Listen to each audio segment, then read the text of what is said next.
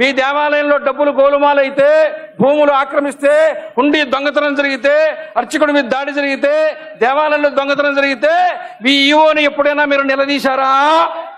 మన ఆలయాలు, అది చిన్న గ్రామంలో చెట్టు కింద ఉండేటటువంటి ఓ అమ్మవారి సన్నిధి అయినా, ఎప్పటి నుంచో వందల సంవత్సరాలుగా వస్తుండేటటువంటి ఒక పెద్ద ఆలయమైనా, అక్కడ జరిగే ఆరాధనాది విధానాలని నిర్ణయం చేసేటటువంటి సంప్రదాయ ధార్మిక ఆచార్యులు పెద్దలు ఉన్నారు.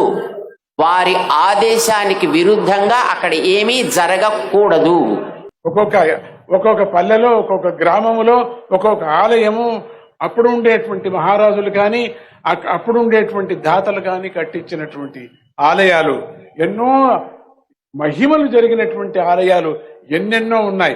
అవన్నీ కూడా మనం రక్షణ చేసుకునేటువంటిది, స్వతహా రక్షణ చేసుకునేటువంటి బాధ్యత మన మీద పడింది.